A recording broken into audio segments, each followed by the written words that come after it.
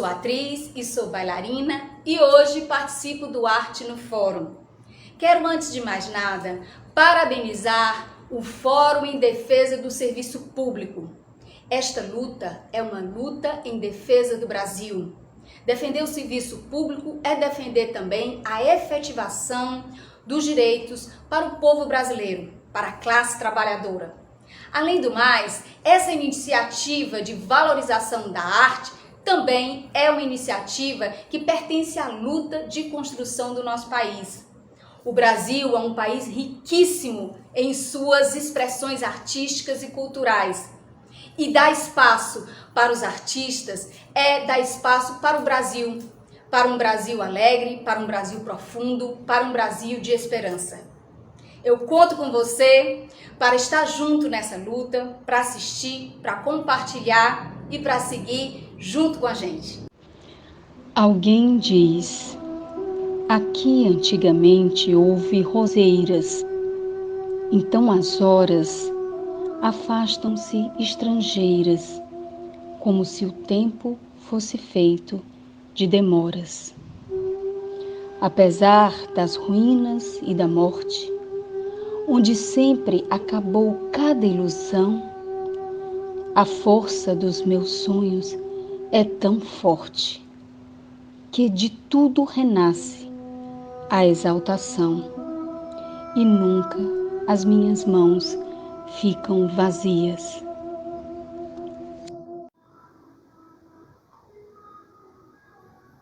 Dúvida atroz. O meu eu a Descartes se furta, porque eu penso logo existo.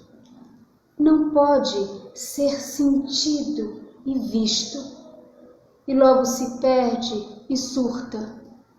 Deveria ter lido toda a sua doutrina, não pela prova da existência de Deus, mas por concluir que todos os juízos meus, a velha natureza também ensina.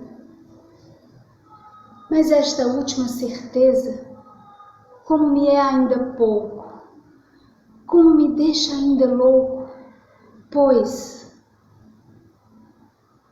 quem prova a natureza? Conversa é essa, meu filho? A vida aqui só é ruim quando não chove no chão. Mas se chover dá de tudo. Fartura tem de montão. Tomara que chova logo, né? Tomara, meu Deus, tomara. Só deixo meu cariri no último pau de arara.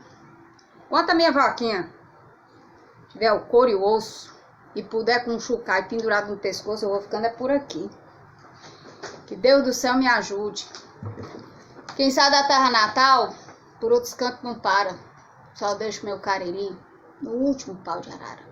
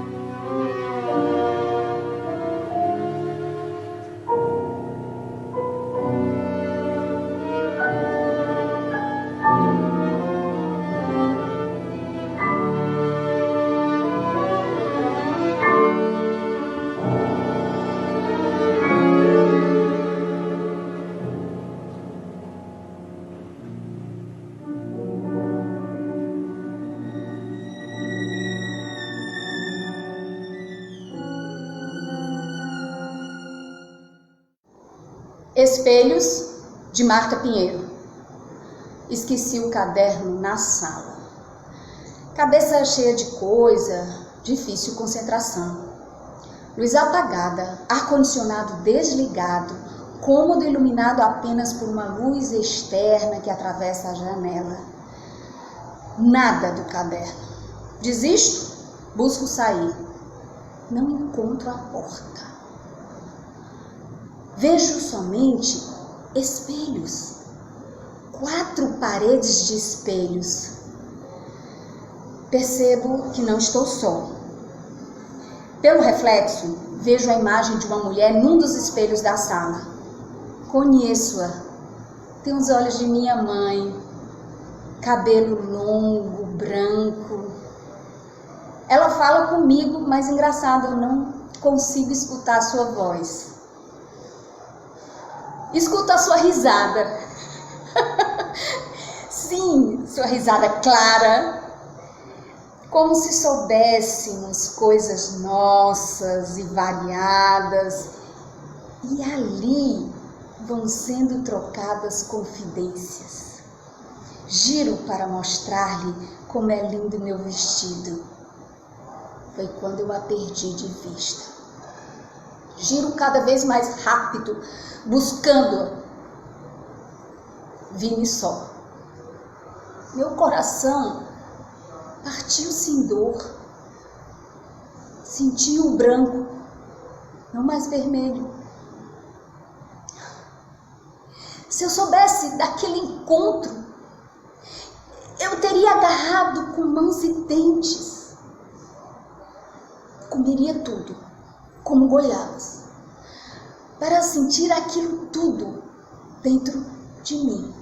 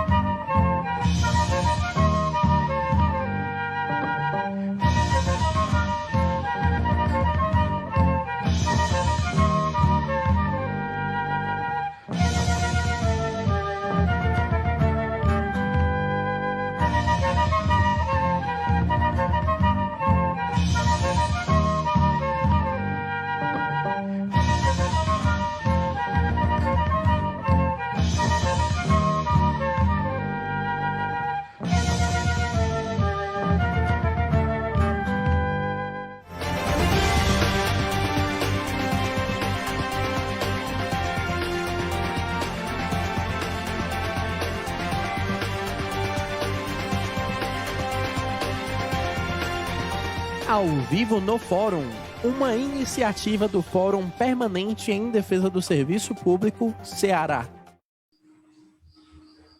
Bom dia, boa tarde, boa noite, não importa o horário que você estiver vendo o programa de debates Ao Vivo no Fórum, uma iniciativa do Fórum Permanente em Defesa do Serviço Público, Ceará.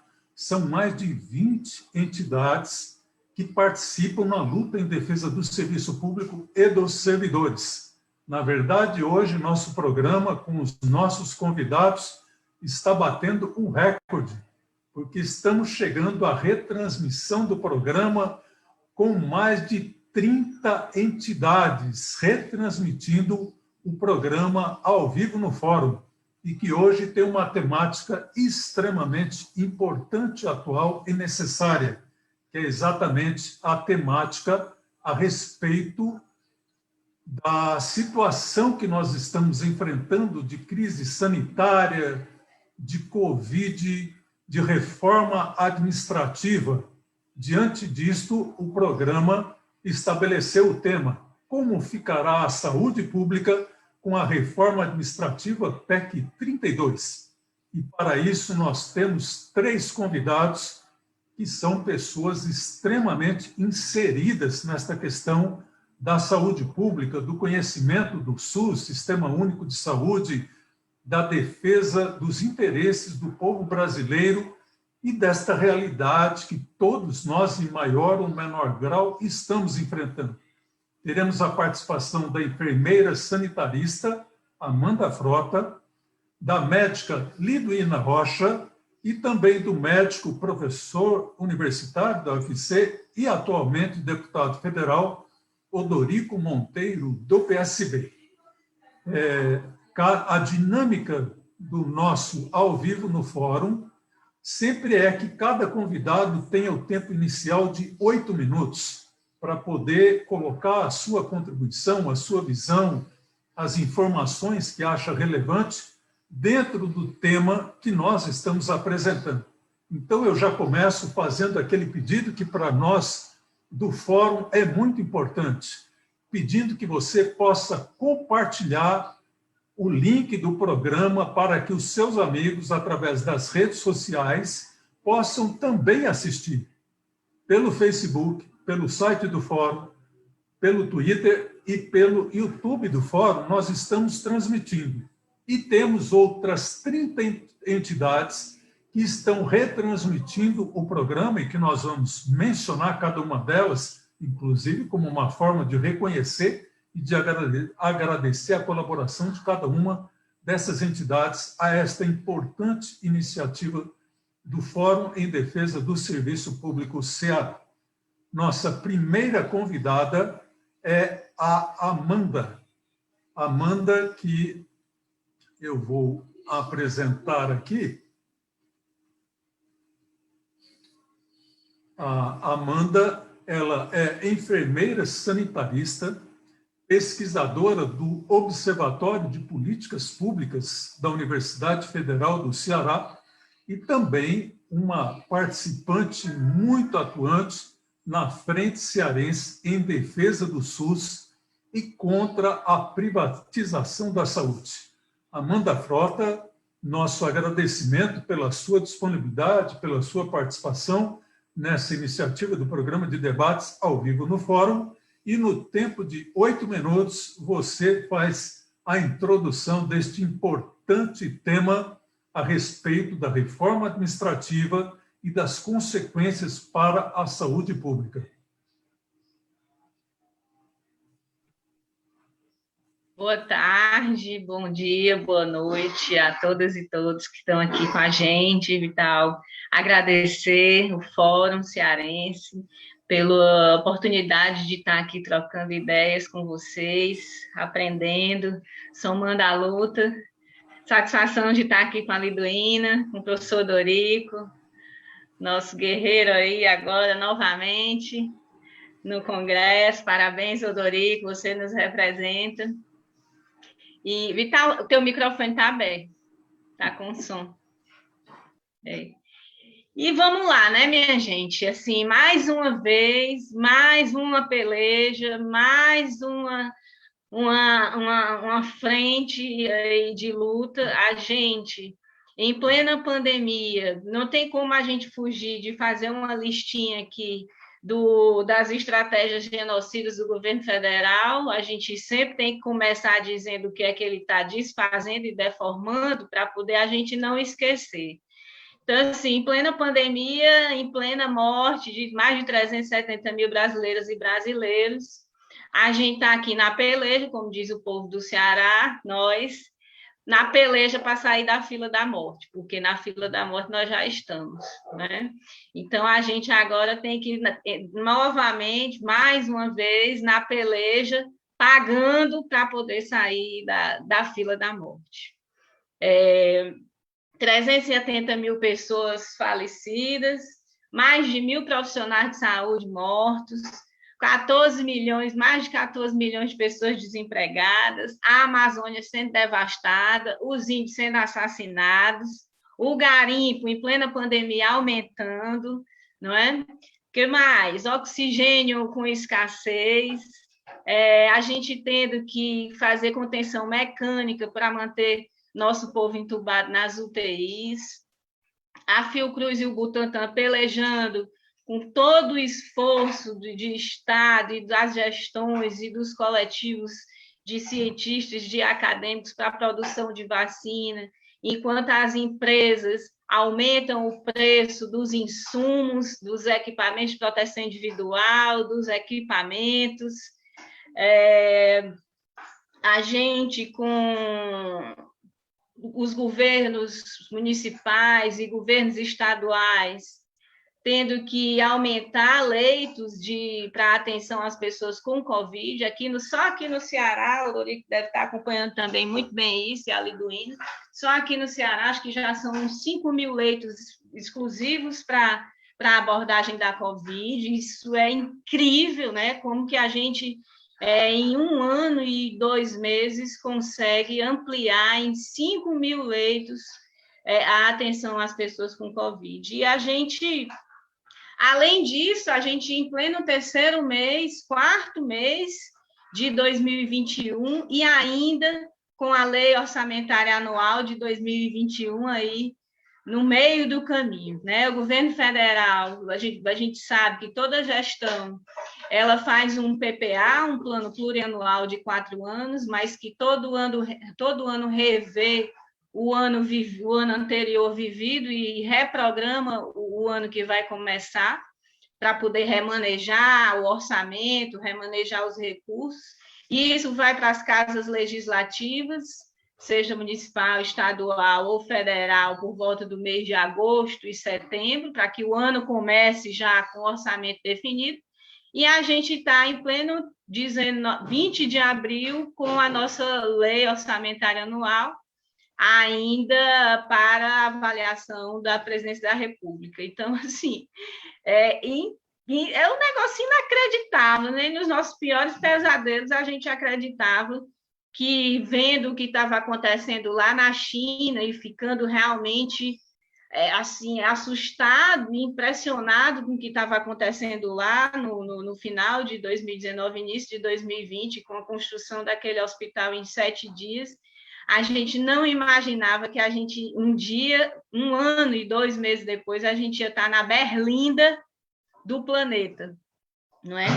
No meio disso, né, com todo esse cenário pequeno que eu trouxe aqui ainda, né, porque ainda tem muito mais coisas, claro que o mais importante é o falecimento, o encantamento do nosso povo, mas a gente tem um descompromisso, uma irresponsabilidade do governo federal de, no meio disso, reduzir a participação federal no financiamento do SUS, por exemplo, para leitos de UTI, enquanto governadores e prefeitos, por vezes até prefeitos, tendo que avançar na competência institucional do SUS, que, por exemplo, a atenção terciária, UTI, não é competência dos prefeitos, mas sim dos governadores, prefeitos e governadores nessa peleja, o governo federal reduzindo o leito, reduzindo o financiamento de UTI. A gente, realmente,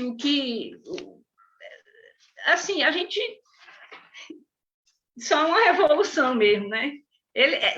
Já saíram estudos, já saíram pesquisas, já saíram várias coisas que já mostraram para a gente, com dados, com números, com imagens, com falas, de que, com licença da palavra, Bolsonaro tem uma estratégia realmente. A gente viu nas imagens daquela famosa reunião lá, antes da saída de Moro, inclusive, que o Ricardo, o incendiador da floresta e matador de índio, que é ele, né?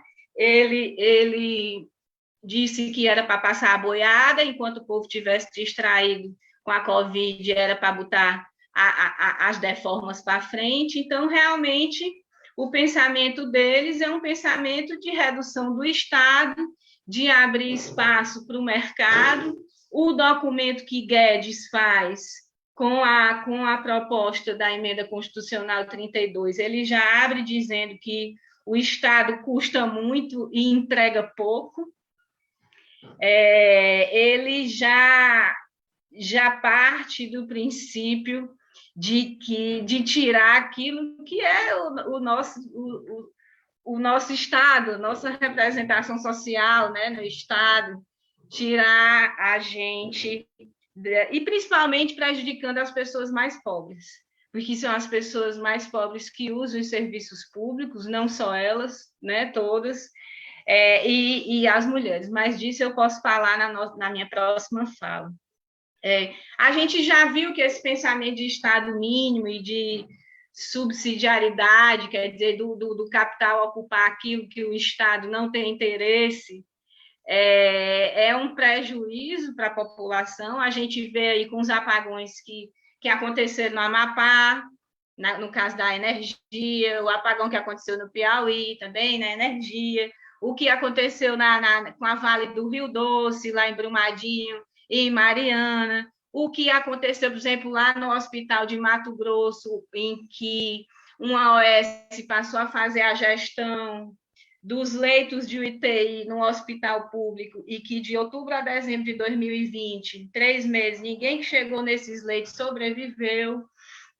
Então, ele traz um documento apresentado ao presidente Bolsonaro e ao Congresso Nacional, que ele fala que o Estado custa muito e entrega pouco, usa, inclusive, e diz que é uma profunda transformação do Estado, dizendo que essa reforma administrativa tem várias fases, mas que esse documento, no momento, apresenta a fase 1.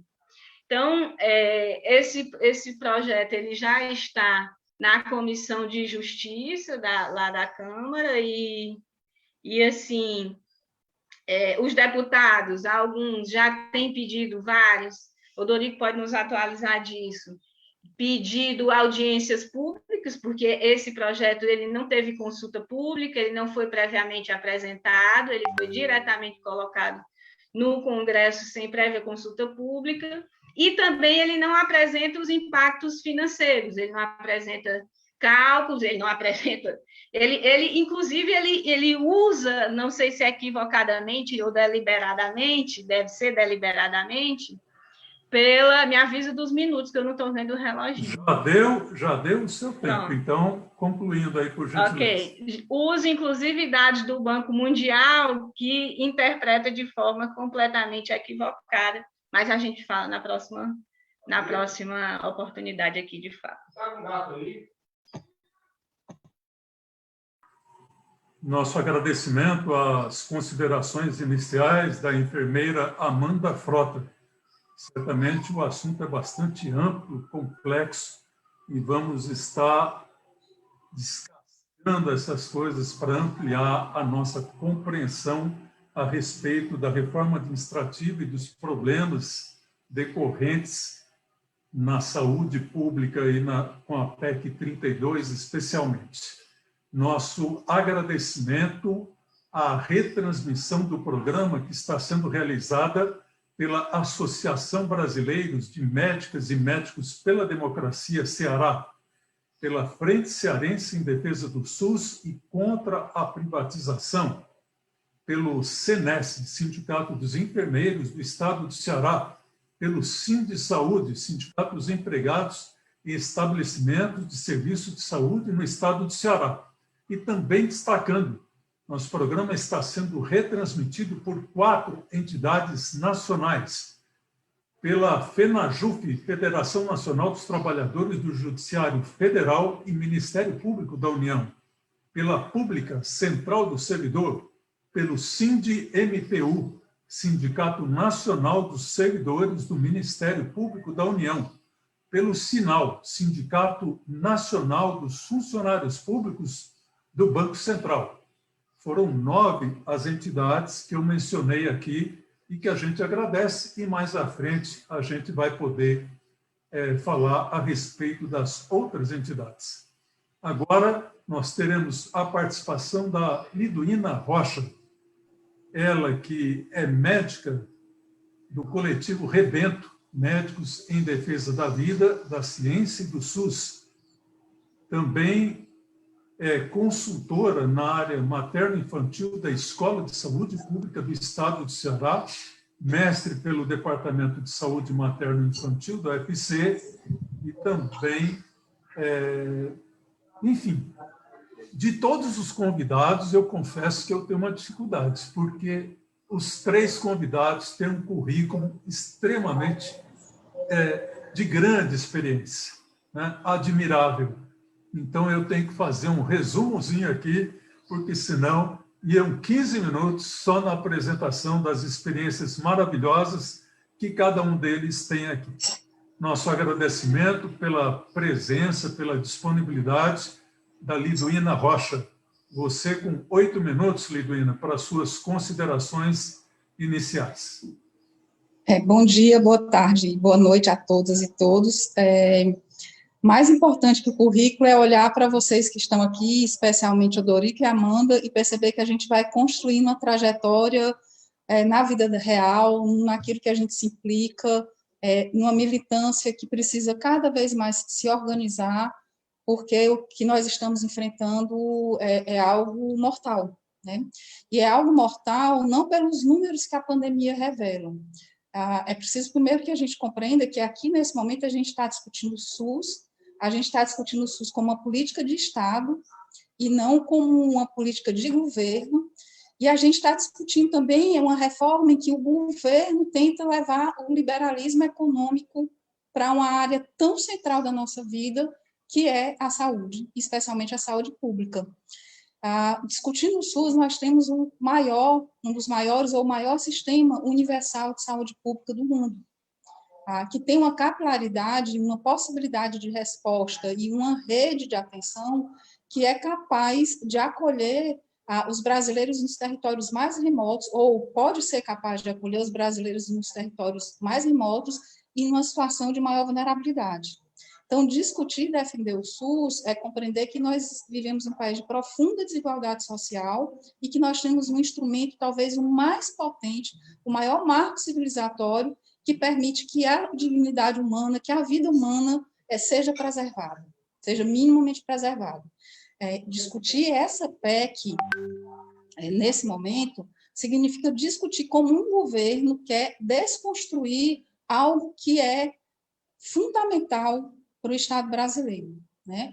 E quer destruir exatamente no momento em que o mundo inteiro procura alternativas, procura saídas em relação a como lidar com um evento pandêmico, com um evento que marca a nossa realidade nesse momento. Então, por que é que o Brasil hoje tem 1/3 das mortes registradas no mundo? Não é só porque a gente tem um vírus mais letal aqui, é porque foram feitas escolhas de política pública que levam a isso. Escolhas de política pública significam que, em um momento histórico, o Brasil resolveu discutir medicações que não são eficazes, discutiu comprar medicações que não são eficazes e transformar essas medicações como uma política pública em detrimento de comprar vacinas, indo de encontro ao mundo inteiro, né? É discutir que nós temos a comunicação, ela tem uma fortaleza muito grande quando a gente tem um representante, que a gente chama de despresidente, mas objetivamente ele representa o governo brasileiro em diversas situações, aglomerando as pessoas, não usando máscara, falando de tratamento precoce, falando de imunidade de rebanho natural, ou seja, sugerindo que a política pública desse país deveria colocar as pessoas nas ruas e que morra quem tiver de morrer, sem contar, inclusive, que esse é um vírus que vai mudando e que, ao ir mudando, as pessoas podem se reinfectar e, obviamente, essa imunidade de rebanho natural que ele fala não existe, só existe vinculada à vacina. Então, é dessa realidade que nós estamos falando, e se a gente for resumir a PEC, é uma PEC que privatiza e precariza as relações dos trabalhadores da saúde, dos trabalhadores de uma forma geral, mas como a gente está falando aqui no impacto da saúde, dos trabalhadores da saúde. E o que é que significa ter uma relação não precarizada de trabalho, do ponto de vista da saúde? Significa ter vinculação dos profissionais, e a gente quando olha para as diversas profissões, a gente olha muito para as profissões que são mais privilegiadas e melhor remuneradas, como nós, médicos, e nós, mas a gente está falando de agente comunitário de saúde também, a gente está falando de toda uma rede de trabalhadores que passam a ter a sua situação precarizada e que, portanto, passam a ter os vínculos com seus territórios ainda mais vulneráveis, ainda mais precarizados. É disso que se trata, para nós da saúde, essa PEC. E, portanto, é por isso que ela é tão agressiva, é tão violenta. Eu acho que nós devemos dizer que não se trata de uma reforma administrativa, como ela é nomeada. Se trata de uma reforma ideológica do papel do Estado em relação à saúde da população, em relação à saúde pública. Então, ela é extremamente danosa, porque ela tira do Estado, numa condição em que o Estado é fundamental, especialmente no Estado democrático, tira uma condição que é central para que o SUS seja efetivo. Eu acho que a gente tem que olhar para essa pandemia e entender que, como a Amanda falou muito bem, que essas mortes, elas foram mortes não por incompetência, muito pelo contrário, por uma política traçada e executada de forma deliberada e competente, né? Se a gente for olhar, e é muito sintomático, eu peguei um dado de hoje, a mortalidade por 100 mil habitantes por região do país, durante a pandemia, a gente vai ver que o Nordeste foi onde houve menos mortalidade, 134 mortes por 100 mil habitantes. E o Norte e o Centro-Oeste, os que tiveram mais mortalidade. Quando a gente olha 2021, a gente olha que o Centro-Oeste e o Sul são as regiões com maior mortalidade.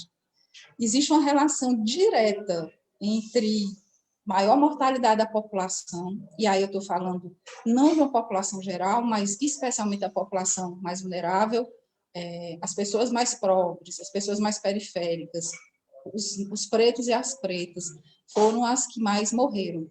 Então, é muito doloroso observar isso, e doloroso a gente observar que existe uma relação direta, causal, entre escolha política, e aí eu não estou falando só de política pública, eu estou falando de política institucional também, e a realidade que nós estamos vivendo. É por isso que a nós, trabalhadores da saúde, não cabe outro lugar ético que não seja lutar por um SUS, e aí eu vou roubar uma frase que a Amanda cita muito, que a gente tem que lutar por um SUS que seja do tamanho do Brasil e um SUS que vença esse desgoverno e que se reafirme como uma política de Estado brasileiro e um marco civilizatório que nos dê um mínimo de dignidade nas nossas relações humanas.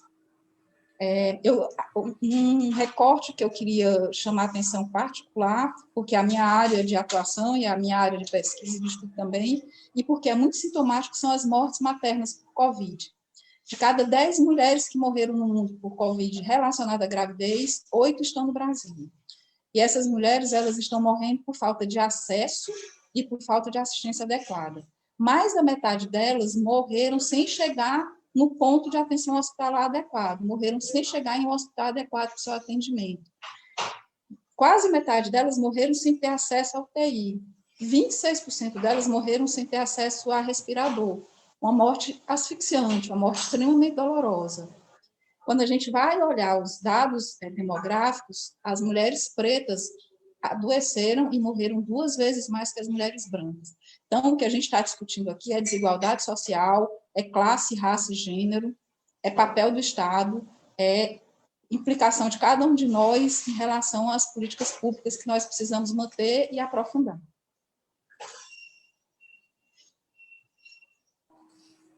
Nosso agradecimento por essas considerações tão importantes realizadas pela Liduína Rocha, ela que é médica e trouxe um pouco aqui desta gravidade que nós todos estamos vivendo dentro deste momento.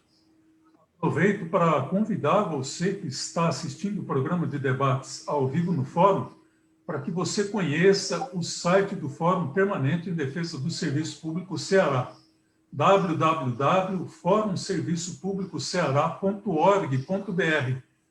Assim você pode ter acesso às notícias diariamente para ficar muito bem informado e saber de toda uma agenda de iniciativas que o Fórum em Defesa do Serviço Público Ceará vem realizando. Nós também aproveitamos para fazer o agradecimento pela retransmissão que o Sindijustiça, Sindicato de Servidores Públicos do Judiciário do Estado do Ceará, SINDUS, Sindicato dos Docentes da Universidade Estadual do Ceará, SINTUFS, Sindicato dos Trabalhadores das Universidades Federais do Estado do Ceará, SINDIS-IFCE, Sindicato dos Servidores do Instituto Federal do Ceará, ANDES, Sindicato Nacional dos Docentes das Instituições de Ensino Superior, Regional Nordeste 1, que essas entidades também estão fazendo. Agora teremos a participação do Odorico Monteiro, ele que no ano passado já nos deu uma importante oportunidade participando em outro debate sobre as políticas públicas e os servidores, aqui no Ao Vivo no Fórum. Odorico Monteiro é médico e doutor em saúde coletiva pela Unicamp, com pós-doutorado na Universidade de Montreal, no Canadá. Pesquisador da Fiocruz Ceará, coordenador na Câmara de Inovação, Produção e Empreendedorismo da Fiocruz Ceará. Também é coordenador do mestrado em Saúde da Família na Faculdade de Medicina da Universidade Federal de Sobral.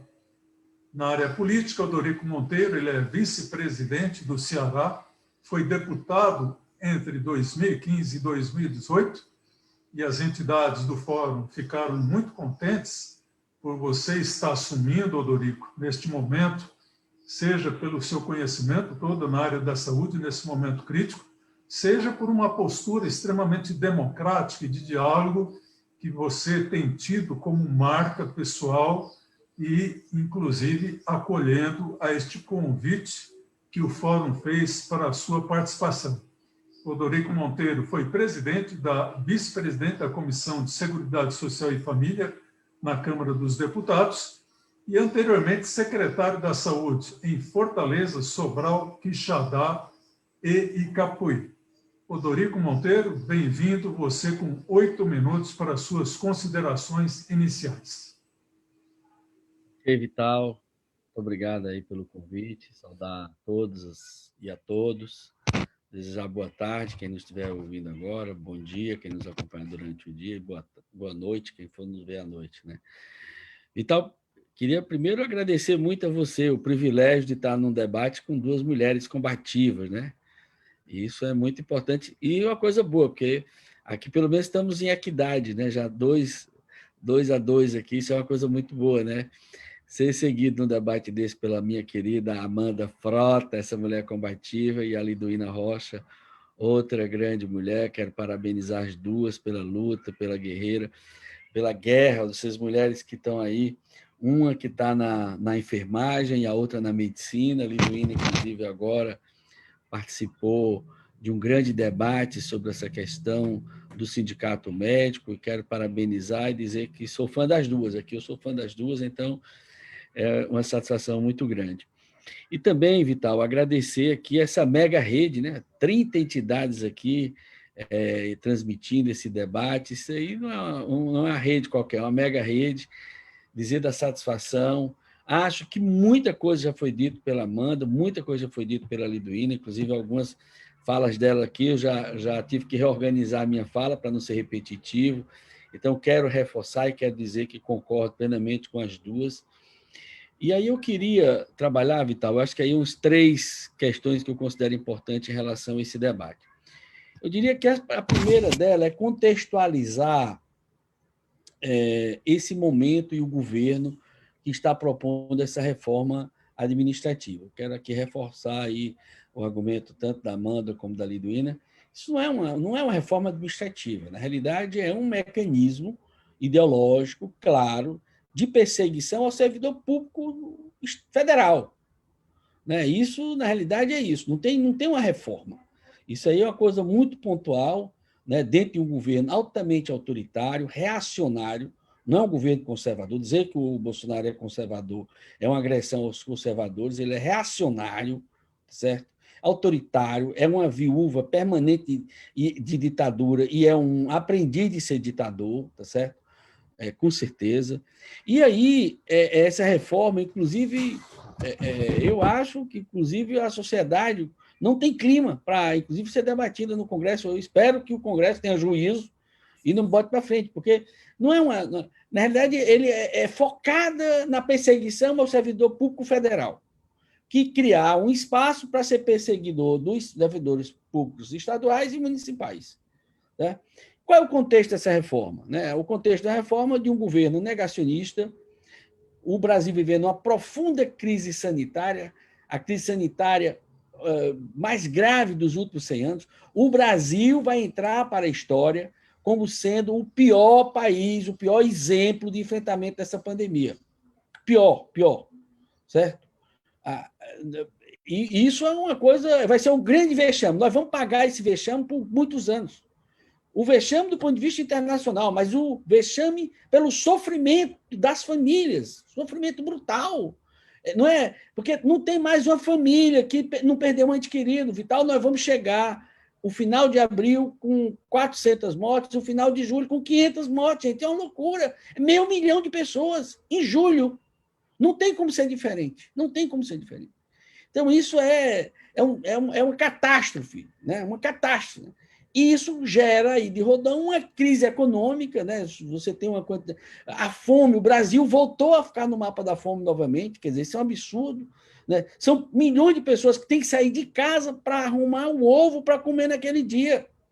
São pessoas que vão dormir com fome e acordam com fome e não sabem o que vai comer durante o dia. Isso não é pouca coisa.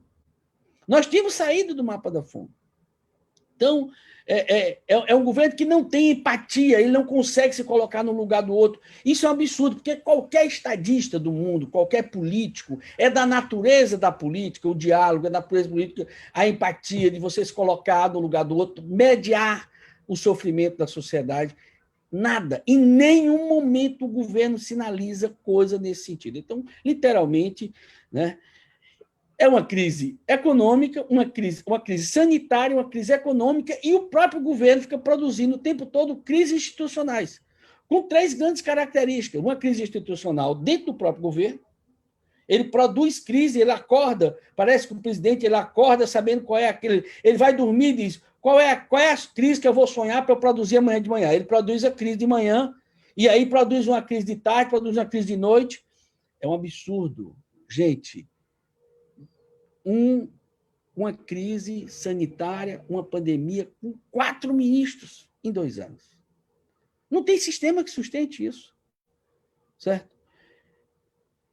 Essa crise institucional ela tem 3 dimensões. Uma dimensão do próprio governo, porque cada mudança de ministro, inclusive, pela primeira vez da história do Brasil, a gente tem mudança dentro do próprio governo das Forças Armadas, é uma área que sempre teve estabilidade, e ele que se diz que o exército é dele, fica o tempo todo produzindo crise. E agora, como não bastasse produzir crise com o parlamento, com a justiça, produziu crise com o exército.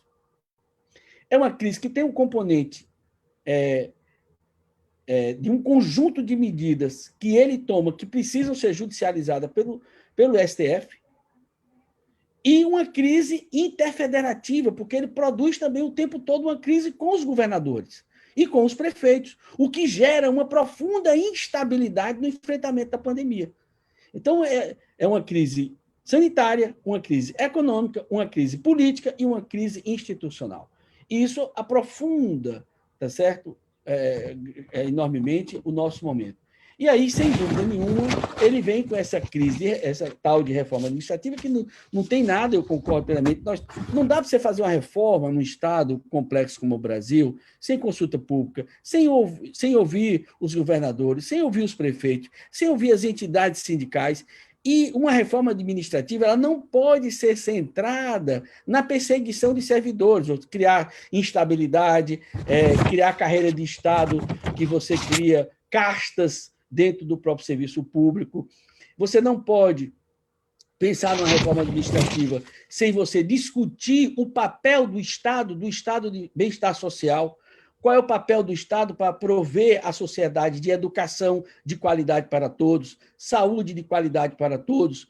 Como é que a gente pode pensar um Estado digital, ou seja, como é que a gente coloca o Estado brasileiro, que ele deixa de ser analógico e passa a ser digital, para facilitar a vida do cidadão? Como é que esse Estado passa a ter uma estrutura transparente e construir mecanismos de cogestão com a sociedade para ser um Estado mais democrático, fortalecer, inclusive, dentro da reforma administrativa, a democracia participativa?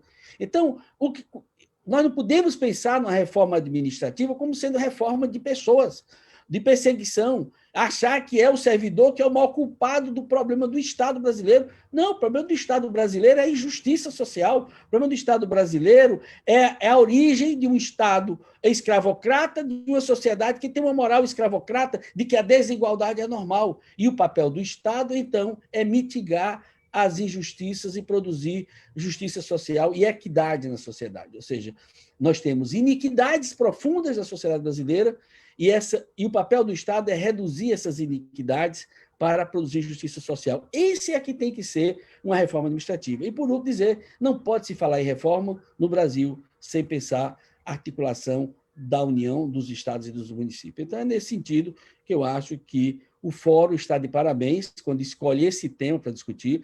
Quero aqui me colocar a serviço do Fórum para esse debate. Eu estou na comissão de várias comissões, mas estou também na Constituição e Justiça, que é uma comissão importante que esse debate está acontecendo, e me colocar a porta-voz e a total disposição dos sindicatos. Estou tirando a licença do deputado Denis Bezerra, tirou a licença de 4 meses, nós estamos lá, e ele é suplente da Comissão de Constituição e Justiça, e eu estou nessa comissão onde esse debate está acontecendo. Então, precisamos fortalecer o diálogo com os movimentos populares e com o sindicato para que a gente possa barrar essa pseudo-reforma administrativa.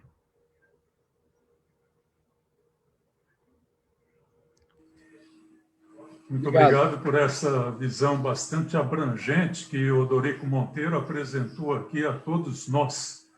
Essas conexões destas crises todas que nós estamos envolvidos enquanto cidadãos, enquanto agentes históricos. E para o movimento sindical, para as entidades dos servidores públicos, de fato, é muito importante essa colaboração, essa disponibilidade que o deputado federal Odorico Monteiro representa e disponibiliza. É muito importante que você que está assistindo o programa, no Facebook da entidade que for, porque são mais de 30 entidades que estão retransmitindo o programa, que você possa fazer um comentário. O que você acha do tema? O que você acha dessa questão da saúde, desta crise que nós estamos vivendo da Covid? Que você possa também curtir, porque o seu comentário, a sua curtida, permite que o nosso programa de debates ao vivo no Fórum possa chegar para muito mais gente. É assim que os algoritmos funcionam. Se você comenta, se você curte, se você indica para os amigos, compartilha, mais gente vai poder ver a comunicação alternativa, democrática, com a qualidade que você está testemunhando na fala dos nossos 3 convidados. Também esclareço que o Fórum em Defesa do Serviço Público tem uma série de ações de campanhas sociais já organizadas. Por exemplo, já definido em plenária online pelas entidades do Fórum, que nós iremos fazer uma campanha de 1 mês nos 7 terminais de ônibus de Fortaleza, e que diariamente nós estaremos apresentando vídeos nesses mais de 120 painéis de LED nos terminais do Antônio Bezerra, Conjunto Ceará, Lagoa, Messejana, Papicu, Parangaba e Siqueira. E o tema sempre são vários vídeos: reforma administrativa e saúde, reforma administrativa e educação, reforma administrativa e assistência social, reforma administrativa e segurança, reforma administrativa e justiça. Os temas vários para que as pessoas possam conhecer, entender o que está por trás desta farsa chamada de reforma administrativa, que vem para retirar os serviços públicos, que vem para prejudicar aqueles que são os grandes responsáveis pelos serviços públicos, em especial na área da saúde, nos hospitais públicos, nas UPAs, enfim, né? Isso tudo, você que acompanha sabe como isto é importante. Nosso agradecimento também ao Odorico Monteiro, cujo deputado, o mandato dele também está retransmitindo este importante debate, ao CRES Ceará, Conselho Regional de Serviço Social de Ceará, Sintrajup, Sindicato dos Trabalhadores da Justiça Federal no Ceará, Sindireceita Ceará, Sindicato Nacional dos Analistas Tributários da Receita Federal, ADUFSE, Sindicato dos Docentes das Universidades Federais do Estado do Ceará, Sindicétima, Sindicato dos Servidores da 7ª Região da Justiça do Trabalho, Sindiodonto, Sindicato dos Odontologistas do Estado do Ceará, e SINDMPU, Sindicato Nacional dos Servidores do Ministério Público da União, Ceará. Agora nós teremos um vídeo dentro do programa de debates ao vivo no Fórum. Nós temos um quadro que se chama Ponto de Vista, onde lideranças de entidades sindicais que participam do Fórum em Defesa do Serviço Público Ceará são convidados a trazer a sua opinião e também a fazer perguntas aos nossos convidados. O primeiro ponto de vista será com Silvia Helena, ela que é diretora do Sindireceita Ceará.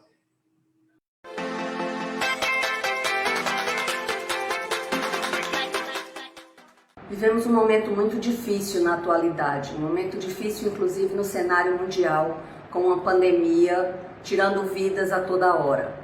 E o que faz o governo brasileiro? Tenta, num momento como este, discutir matérias de alterações constitucionais para desestruturar o serviço público, para desestruturar o país, que é transformar o Brasil num estado mínimo ajoelhado perante o capital especulativo. O que teria sido de nós, num momento como esse, sem o SUS?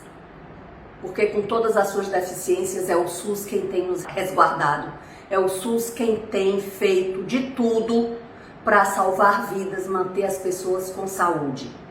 Então vai aqui a minha reflexão. A quem interessa a destruição do serviço público? A quem interessa a destruição do SUS?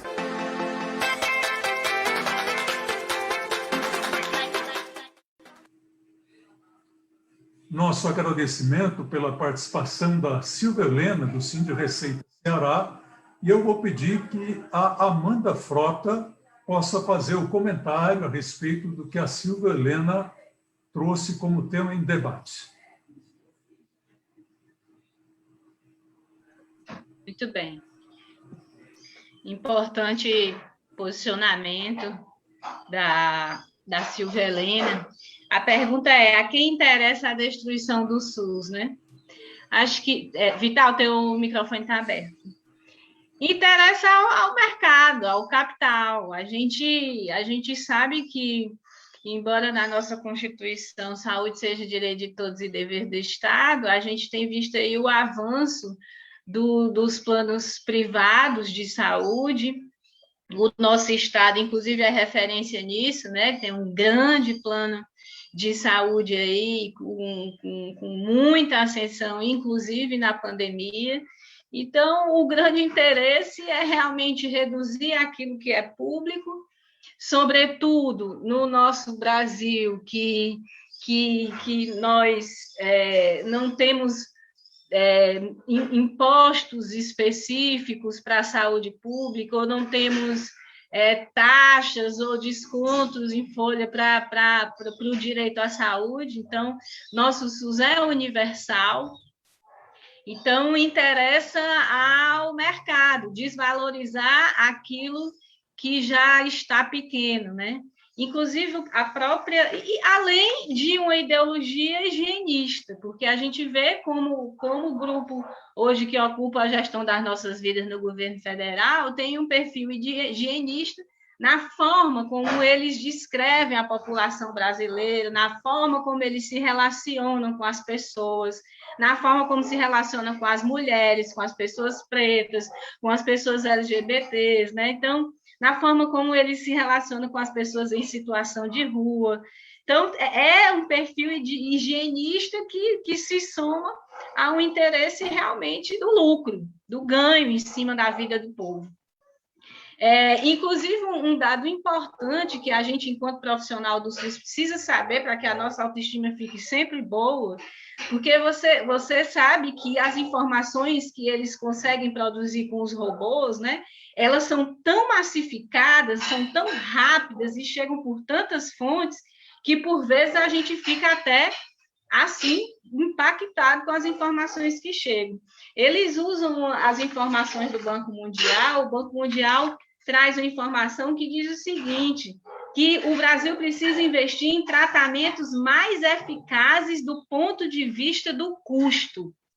Ou seja, propondo que, enquanto saúde pública, a gente preste serviços mais simples, mais baratos, e que o Estado se ocupe disso e deixe para a iniciativa privada os demais serviços mais complexos. Ora, inclusive traz o seguinte, o Guedes, no documento de 21 páginas, 25 páginas, ele fala que o gasto público no Brasil está engessado com a folha de pagamento e com a Previdência. E a gente sabe, inclusive agora no projeto da LOA, que 53,92% dos recursos federais estão voltados para os juros e amortização da dívida pública, e apenas 2,85% são para a saúde e 2,69% para a saúde.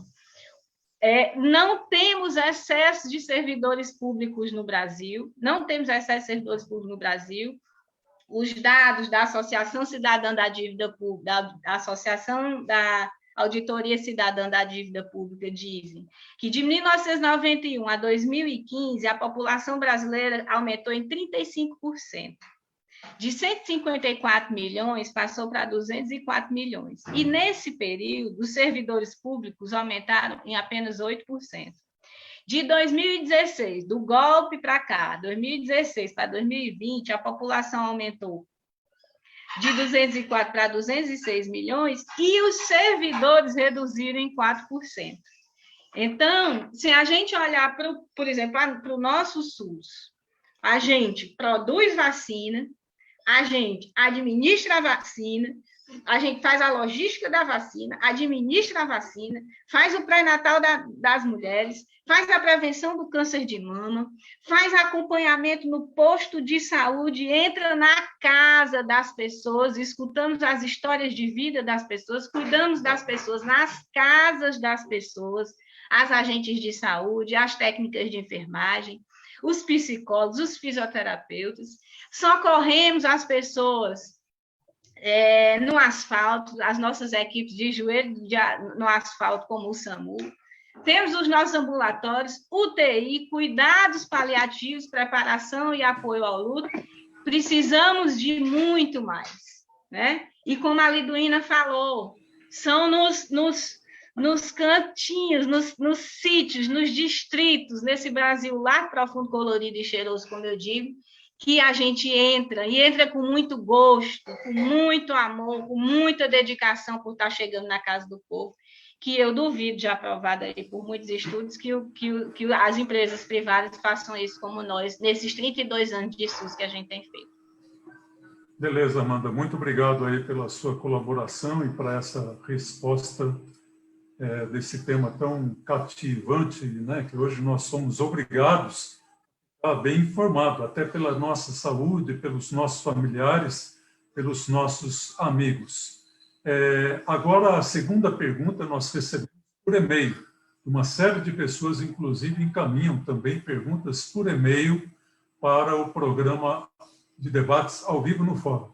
Essa pergunta foi encaminhada pelo José Alberto, ele que se identificou como funcionário público estadual da saúde em Fortaleza, embora não tenha dito exatamente qual o órgão público que ele trabalha. A pergunta dele, Liduína, foi a seguinte: para que serve mesmo a realização de uma CPI sobre a Covid no Senado Federal?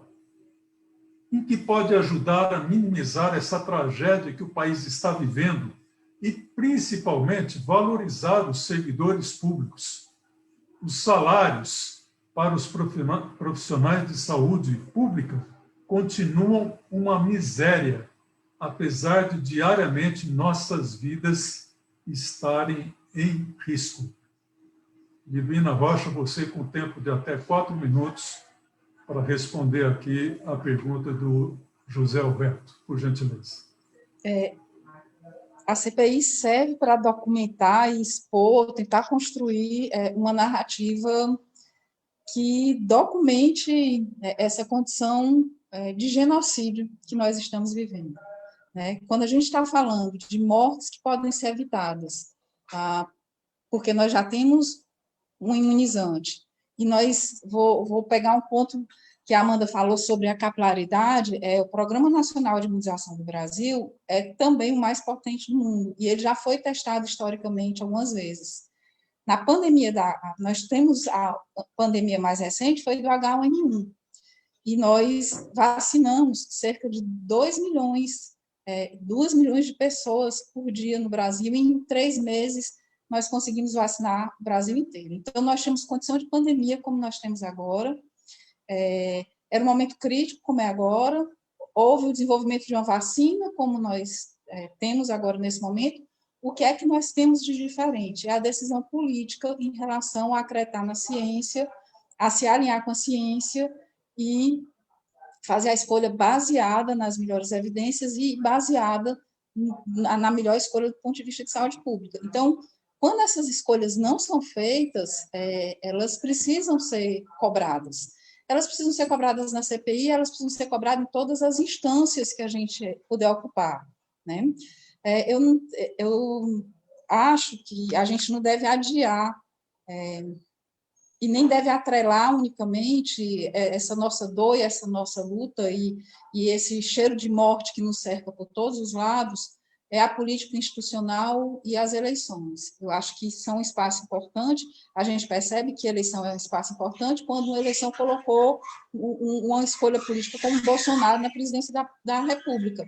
Mas é algo muito maior, porque passa pelo golpe, passa por relações entre os poderes, passa por uma democracia representativa que ainda tem muita dificuldade, porque ela pode ficar capturada por relações que se revelam o tempo inteiro, historicamente. A nossa democracia está o tempo inteiro sendo tensionada nesse sentido, a gente precisa pensar e amadurecer muito, mas nesse momento eu entendo que a CPI ela é um marco muito importante, se ela for conduzida adequadamente, e se a gente ficar muito atenta a ela. É claro que a gente já viu nessa última semana uma tentativa muito grande de transformar, citar ipsilíteres, entre aspas, o diálogo do presidente com o senador, querendo transformar o limão na limonada, querendo reverter a CPI da atuação do governo federal numa CPI que investigue governos estaduais e municipais, né?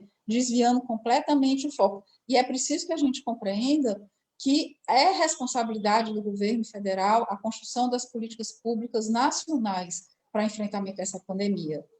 E elas foram feitas, e foram as piores possíveis. E não foi por incompetência, foi por necropolítica mesmo, foi por entender que as vidas que precisam ser preservadas, havia entendimento que elas seriam melhor preservadas, foi por entender que essa crise não nos chega a todos na mesma condição de igualdade. O Dorico falou muito bem de uma crise institucional, sanitária, política. A gente fica com a sensação de que está todo mundo muito ruim, mas tem alguns segmentos que ganharam, lucraram muito nesses últimos anos, nesse último ano na pandemia.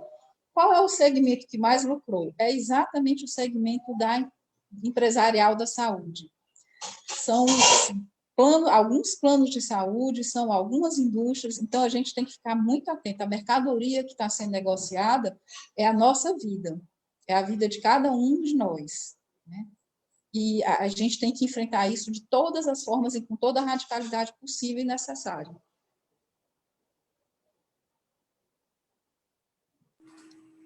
Muito obrigado pelas considerações da Liduína Rocha. Eu, inclusive, lembro o fato de que a gente já recebeu mensagem de servidor público dizendo assim: estou gostando do debate, mas estou no horário do trabalho e não estou conseguindo acompanhar. Você fique tranquilo, porque à noite, quando você chegar em casa, você acessa a íntegra do programa de debate ao vivo no fórum de hoje no Facebook e também no YouTube. O programa vai estar disponível lá. E você pode aproveitar, pegar o link e mandar para os seus colegas de trabalho para que eles também fiquem muito bem informados a respeito da reforma administrativa e saúde pública, da PEC 32 e esses problemas todos desta conjuntura tão singular que nós estamos vivendo. A próxima pergunta, na verdade, eu vou juntar, porque serão duas perguntas que têm a ver. Será para o Odorico Monteiro. A primeira pergunta, Odorico, nós recebemos de Vilma Farias, de Maranguape. Ela pegou uma notícia aqui, que está curtinha, eu vou ler, e aí tem uma pergunta dela no final, e tem uma segunda pergunta que também é relacionada com esta questão. Alexei Koprudianov, biólogo e cientista social, ex-professor de sociologia na Escola Superior de Economia na Universidade Estadual de São Petersburgo, trabalha com Big Data e desenvolveu projeções sobre Covid. Esta é uma área, inclusive, que o Odorico Monteiro tem um conhecimento que poucos deputados têm a respeito dessa questão da utilização dessas tecnologias da informação e da saúde pública. De acordo com um estudo independente, o Brasil está vivendo a terceira onda de contágio e a situação só tende a piorar. Diz ele, o Brasil poderá atingir a cifra de 1 milhão de mortos por Covid até outubro de 2021, se as condições atuais se mantiverem.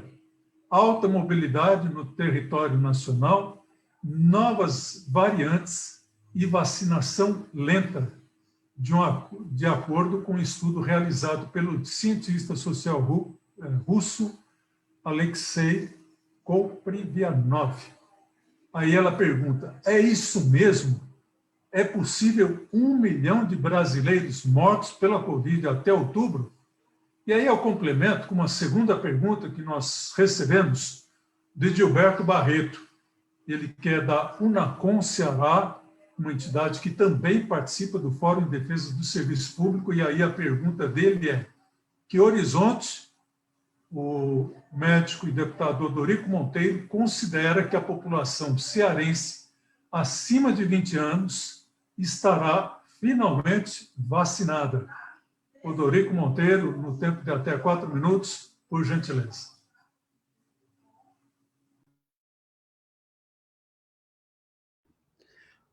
Primeiro, saudar aí, né, qual é o nome de Maranguape? Ela é a Vilma Farias. Vilma Farias, e o outro foi o... Edilberto Barreto. Edilberto Barreto. Bom, Vilma, primeiro eu acho que esses estudos todos que envolvem Big Data hoje são da maior importância. Isso é uma aplicação importante hoje, é uma construção que a gente chama interdisciplinar entre profissionais da saúde com profissionais de inteligência artificial, utilizando os grandes bancos de dados. A gente está transformando dados em informação para apoio à tomada de decisão. Isso hoje, inclusive, é o que a gente chama de saúde pública de precisão, né? Isso é muito importante. Veja só, eu entendo que, não tenho dúvida que nós vamos entrar para a história como o pior exemplo. Nós já ultrapassamos proporcionalmente os Estados Unidos, ou seja, hoje o Brasil é que apresenta a maior taxa de letalidade da Covid. O que é a taxa de letalidade, Vital? É aquelas pessoas que pegaram a doença e daquele conjunto de pessoas que pegaram a doença que vieram a falecer. Então, isso é um indicador importante de saúde pública, porque o maior objetivo ao enfrentar uma pandemia, uma epidemia, é evitar o óbito. Eu já enfrentei várias epidemias como secretário de saúde, enfrentei a epidemia de cólera. Em 2008, eu era secretário de saúde de Fortaleza. Nós enfrentamos uma das piores epidemias de dengue em Fortaleza e já entrou para a história, não é babulagem, né, da minha parte, porque já está em tese de doutorado, já está em artigos. Foi a menor letalidade de epidemia de dengue no Brasil. Nós tivemos 31 mil casos, a Amanda, nessa época, trabalhava comigo, tivemos 31 mil casos e 13 óbitos. Então, essa é a menor letalidade pela quantidade de casos de pessoas que tiveram a Covid, mais o conjunto de medidas que nós tomamos do ponto de vista de hidratação nas unidades básicas de saúde, mobilização, capacitação, treinamento, assumir a epidemia como uma política pública, o enfrentamento dela, isso foi muito importante. Então, o Brasil, por não fazer isso, nós vamos entrar como... Então, eu diria, eu não sei se chegar a 1 milhão em outubro, mas que nós vamos chegar em julho com 500 mil, isso aí para mim já está claro. O ritmo da vacina não ajuda. O fato de que a gente ficar com esse efeito sanfona que entra e sai, sem uma articulação nacional da pandemia, é extremamente prejudicial, porque aí você pulveriza e toda hora você tem algum local sendo o epicentro da pandemia, construindo um melhor ecossistema para o vírus, que ele precisa o tempo todo estar transmitindo para ele estar mutando. E o que vai mutando são aquelas cepas mais resistentes do ponto de vista do próprio vírus e mais sensíveis para o homem, ou seja, é tudo que o vírus precisa, de alto contágio e alta capacidade de mutação, ou seja, quanto maior o contágio, maior quantidade. E aí, Vital, o contexto internacional também é muito crítico. Só para a gente ter uma ideia do tamanho, da dimensão, da complexidade, o mundo tem 9 bilhões de pessoas. Esse ano, nós vamos produzir no mundo 3 bilhões de vacinas, de doses. Nós vamos vacinar no máximo 1,5 bilhão. A África possivelmente só se vacina em 2023. Com o esforço que foi feito pela Fundação Oswaldo Cruz, pelo Butantan, eu acho que até, já respondendo aí o Edilberto, eu acho que até o final do ano a gente consegue, né? Inclusive eu conversei hoje com o vice-presidente de produção da Fiocruz, nós vamos estar entregando já na próxima semana 8 milhões de doses. A partir de maio, a Fiocruz entra no patamar de produzir aí 20 milhões de doses por mês. Então, até julho, a gente entrega 100 milhões de doses. É possível que no próximo semestre mais 100 milhões, ou seja, com 200 milhões de doses, só a Fiocruz vai conseguir produzir vacina para imunizar aproximadamente 100 milhões de pessoas. Eu acho que quando a gente conseguir vacinar 150 a 70 milhões de pessoas, nós estamos aí conseguindo um certo patamar. Tá certo? Agora, qual é o grande problema? Que a vacina não é um certificado de que você resolveu o problema da pandemia. A gente tem que ter muita humildade com isso, porque você vai estar vacinando, vai ter que usar máscara. Nós vamos estar vacinando e vamos ter que estar monitorando as medidas não farmacológicas. Nós temos 3 grandes deficiências nessa pandemia, que nós não temos vigilância viral, nós não temos vigilância genômica e nós não temos vigilância sorológica. Professor Dorico, o que são essas 3 coisas? A vigilância viral é a capacidade que a gente tem que ter de toda pessoa que tiver com sintoma respiratório, você possa fazer o teste. Quando você vai na unidade básica de saúde que tem um sintoma respiratório, imediatamente você tem que colher o suave, aquele cotonetezinho que coloca no nariz ou na garganta, você colhe aquele exame, ao colher o exame, a pessoa já entra em quarentena, ao entrar em quarentena já reduz a capacidade de contágio, na hora que ela recolhe e recebe o resultado positivo, já tem que fazer o rastreamento de contato, para que esse rastreamento é extremamente importante para que você reduza a capacidade de transmissão das pessoas e as pessoas entrem em quarentena. Isso, você orienta as medidas não farmacológicas, que são as medidas de distanciamento social. A outra medida importante nesse processo é você fazer a vigilância genômica, ou seja, a capacidade de mutação das cepas, para que você vá o tempo todo testando as novas cepas, para na hora que tiver uma mutação, você dar o diagnóstico e já fazer o mapeamento genético, e nós precisamos fazer a vigilância sorológica pós-viral. Isso nós estamos fazendo, inclusive tem uma professora Marcela, que é pesquisadora da Fiocruz, está fazendo o pós-doutorado dela em colaboração comigo na Fiocruz. Nós fizemos uma corte dos servidores da saúde, porque é uma corte importante, que é a primeira turma que foi vacinada e a turma que está mais exposta, e vamos fazer um segmento para que a gente possa entender quanto tempo de produção da imunidade das vacinas vai ter nas pessoas. Isso é o que a gente chama, Vital, só para concluir, de acompanhamento de fase 4 da vacina. A vacina são 3 fases, antes de ser aplicada, a fase pré-clínica, fase 1, 2 e 3, e a fase 4 é o que a gente chama do acompanhamento, digamos, já em escala de milhões, que é o caso agora das vacinas, e nós estamos fazendo isso na Fiocruz. Ou seja, eu entendo que o Brasil tem uma dívida, vai entrar com uma dívida histórica para essa pandemia.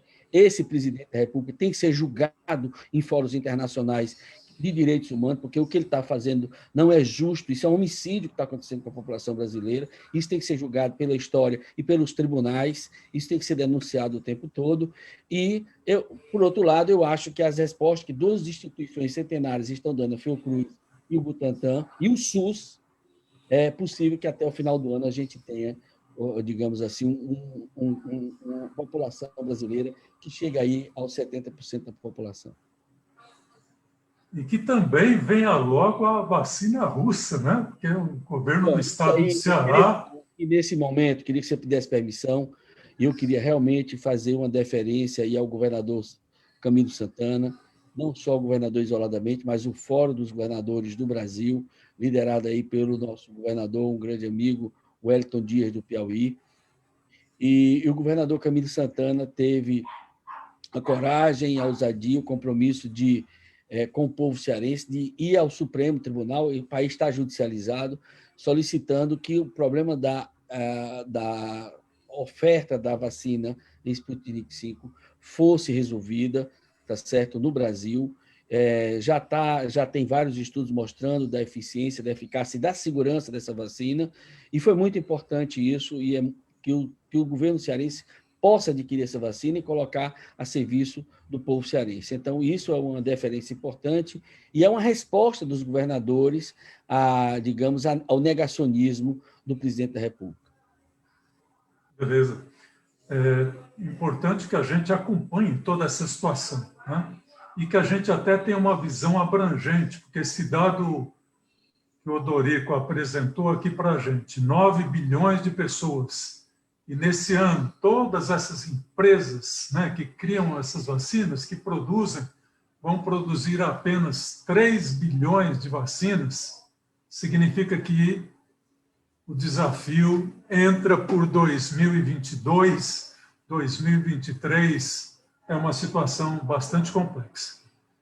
Continuando, como eu disse, aqui no programa de debates ao vivo no Fórum, nós temos o quadro Ponto de Vista, e que agora nós teremos a participação deste tema do debate, como ficará a saúde pública e a reforma administrativa, do Wagner Pires, ele que é dirigente do SINTUFSE, Sindicato dos Trabalhadores da Universidade Federal do Ceará.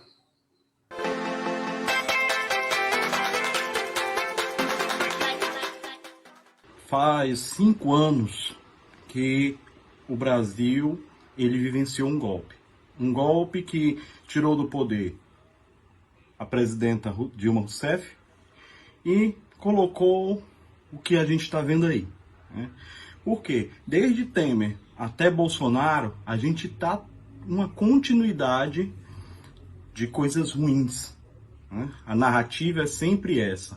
Precisamos de reformas, precisamos diminuir o Estado, precisamos cortar direitos. E a cada vez que é implementada uma medida como essa, e dentre essas medidas a gente pode citar a reforma trabalhista, o teto de gastos, a reforma da Previdência, todas elas foram acompanhadas de um grande estardalhaço midiático para dizer que seria uma solução para o Brasil voltar a crescer, para que houvesse mais empregos e assim por diante. E o que a gente presenciou? Mais arroxo, mais crise, mais inflação. E é preciso que, neste momento, nós nos atentemos para o próximo golpe, que é a reforma administrativa. Não satisfeitos em destruir os direitos dos trabalhadores antes da pandemia, agora eles querem passar o rolo compressor em meio à pandemia para fazer uma reforma em que os direitos sociais, o direito à educação, o direito à saúde serão esmagados. Ora, gente, a gente acabou de visualizar durante essa mesma pandemia de que se não fossem os servidores públicos da saúde, da educação e de diversas outras áreas que agem, né, nos municípios, nos estados, no próprio governo federal, nós estaríamos numa situação ainda pior. Né? Nós temos o maior programa de vacinação do mundo que, no entanto, por conta da inação do governo federal, do genocida Bolsonaro, estamos sem conseguir vacinar o nosso povo. Então é preciso avançar, é preciso dizer não à reforma administrativa, é preciso dizer não aos ataques contra o serviço público e fazermos, sim, uma grande aliança entre todos os setores das classes trabalhadoras para dizer não à reforma administrativa e dizer que nós não aceitamos perder mais direitos. E é nisso, para que esse debate ele possa apontar para a gente caminhos, é que fica a pergunta que o Sintufse ele deixa aos debatedores. Como nós podemos fazer com que essa luta ela possa chegar a todos e todas os brasileiras e brasileiros, para que a gente possa barrar os ataques? Como fazer isso? Essa é a pergunta que a gente deixa aqui. Muito obrigado a todos. Vamos seguir na luta.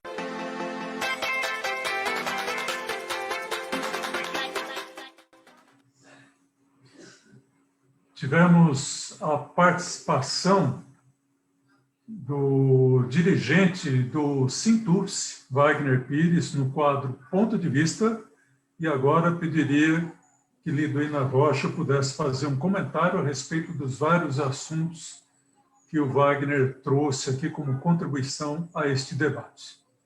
O Wagner construiu um diálogo muito próximo do que nós estamos aqui tratando, compreendendo e reafirmando da mesma forma que nós quatro que estamos aqui, que a gente está diante de uma crise sanitária, mas a gente está diante de uma crise política e que elas se relacionam de uma forma extremamente dramática para nós brasileiros, né? Reforçando o que o Odorico falou em relação às vacinações, lembrando que a maioria das vacinas, elas exigem pelo menos 2 doses e elas vão conferir alguma imunidade pelo menos 30 dias depois da segunda dose. Então, isso significa que essas 3 milhões não vão imunizar 3 bilhões de pessoas, uma população ainda menor, e que, portanto, acho que tem algumas discussões do ponto de vista de escala mundial que também precisam ser feitas em relação à quebra de patente, a possibilidade, de fato, de uma produção em uma larga escala, numa escala em que cada vida que poderia ter uma morte evitável fosse preservada. A gente tem que lutar agora em todos os flancos. Nesse momento agora, a nossa luta principal é para preservar vidas, né? Então, a nossa luta principal é para que haja, de fato, que a gente consiga, mudando a perspectiva de quem está hoje no governo federal, eu não consigo imaginar que a gente consiga suportar até 2022 para resolver isso. Assim, compreendo o processo eleitoral como um processo importante. Eu, particularmente, acho que nós temos uma subnotificação significativa do número de pessoas infectadas e do número de pessoas mortas. Eu vou dar um exemplo novamente na minha área de pesquisa. O Brasil tem, hoje, aliás, em metade de abril, há uns dias atrás, tinha 738 mortes maternas pela Covid documentada. Quando a gente vai olhar melhor os arquivos, os locais, os depositórios dessas mortes, tem mais, pelo menos, 250 que estão classificadas como síndrome respiratória aguda grave, mas que não estão como causa básica Covid. E nós temos muitos, existem estudos projetando que nós temos pelo menos o dobro de adoecimento e de morte do que nós calculamos ou que nós conseguimos aferir do ponto de vista oficial. E nós temos pouquíssima testagem. A gente é um país que tem testado muito pouco. Então, a gente tem uma dificuldade muito grande de colocar as pessoas no local certo, né? Gerar o acesso. Então, nesse primeiro momento, eu acho que a principal luta política para garantir que a realidade epidemiológica seja determinante para as escolhas e não a pressão do mercado, né? O trabalho, não existe essa dicotomia entre trabalho e vida, é preciso que haja vida para que haja trabalho, então a gente tem que promover pressão e se organizar e lutar para que as políticas de isolamento social mais rígidos sejam determinadas a partir da realidade epidemiológica, e concordando com o Dorico, acho que nesse momento a luta política, uma das lutas políticas principais da gente, é garantir que haja um lockdown nacional, que o vírus pare de circular na velocidade que ele está circulando, e para isso a gente precisa de uma organização central, nacional, que certamente não vai passar por esse governo federal que está aí. Então, a gente tem que olhar como é que a gente vai de encontro a esse governo federal com a maior brevidade possível. E algo que a gente ainda não discutiu aqui, que é seguridade social. É preciso que a gente lute por seguridade social, toda peste se associa à fome. A fome é um outro aspecto das pestes, das grandes pandemias, e nós já estamos vivendo essa realidade. Eu não sei se vocês leram um artigo do Tanta hoje, é um artigo que vai doendo na alma da gente, porque ele vai pegando a música de dois compositores cearenses e vai falando da fragilidade das pessoas que estão hoje embaixo das marquises. E é essa realidade que nós estamos vivendo.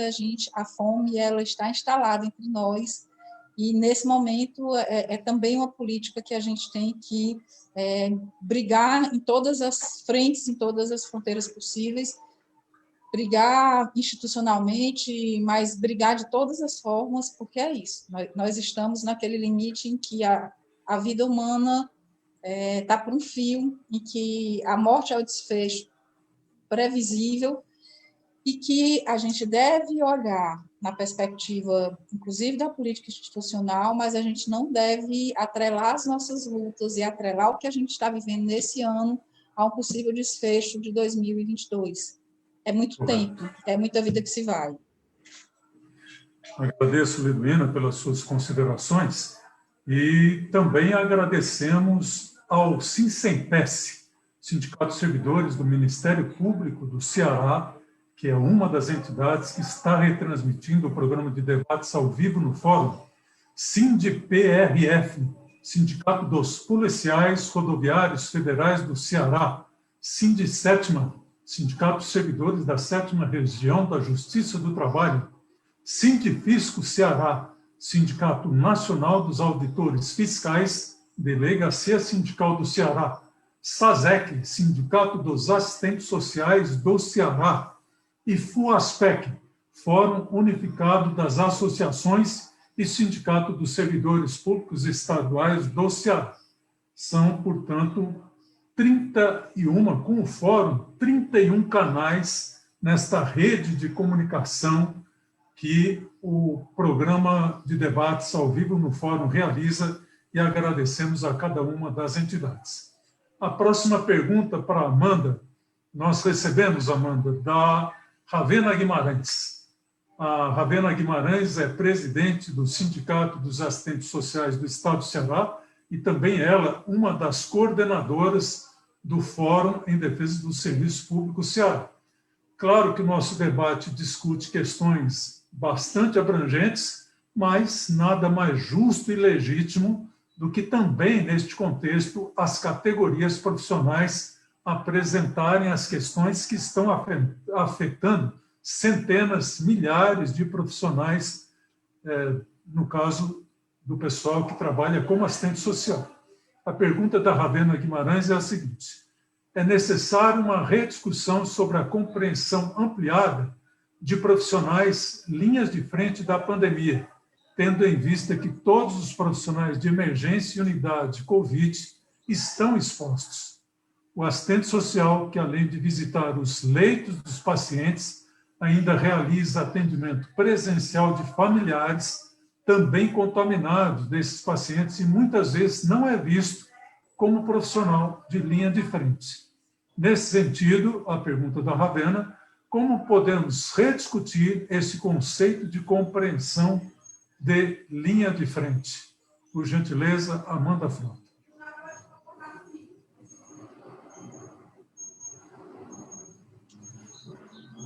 Excelente.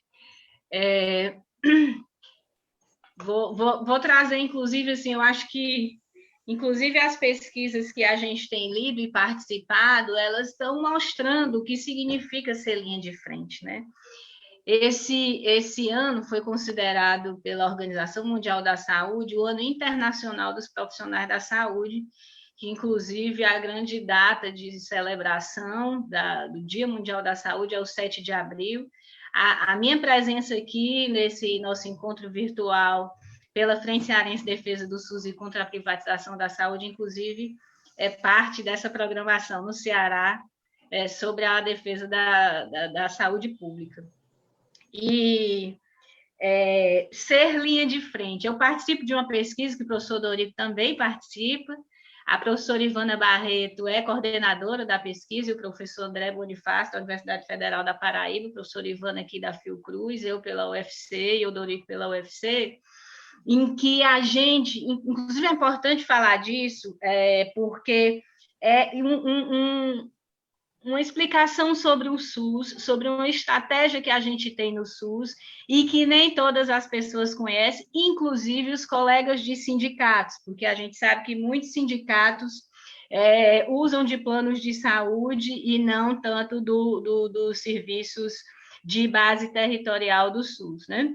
Então, a gente tem a Estratégia Saúde da Família, que existe há 27 anos no Brasil, que inclusive o Dorico foi o gestor pioneiro aqui no Ceará, em Quixadá, quando implantou o PSF. A nossa pesquisa ela busca avaliar, analisar o processo de trabalho da Estratégia Saúde da Família na pandemia, ou seja, como os postos de saúde estão funcionando no enfrentamento, na convivência com a Covid nesse período. Participaram do nosso estudo 1.800 profissionais de 299 municípios do Brasil. E essa emenda constitucional 32, ela afeta principalmente as mulheres. Por quê? Porque no nosso estudo, além dos dados que a Lidina já trouxe, 81% das participantes são mulheres. Até 39 anos, são 62%. O Saúde da Família, com 27 anos, a maior parte das nossas respondentes, o Saúde da Família tem 27 anos, que são os postos de saúde, a maior parte das respondentes só tem até 5 anos de atuação na atual equipe. 81%. Essas mulheres que trabalham na Estratégia de Saúde da Família, que são os postos de saúde. Os postos de saúde têm equipes com enfermeiros, médicos, dentistas, técnicos de enfermagem, técnicos de saúde bucal e agentes de saúde, que são responsáveis por um território e por um aglomerado de pessoas. É como eu digo, saúde da família é cuidar de um monte de gente, de um pedaço de chão, né? Um pedaço de chão e de um monte de gente. A gente é vinculado, enquanto equipe, a cuidar de um povo. E quem cuida, a maioria são mulheres, são diretamente em contato com as pessoas, e o nosso estudo mostrou que o Saúde da Família é linha de frente, por quê? Porque essas mulheres, 81% das respondentes, inclusive, elas disseram para nós, 72% delas disseram que perceberam, 81% delas, que perceberam o ingresso de novas pessoas usuárias nos postos de saúde, que antes não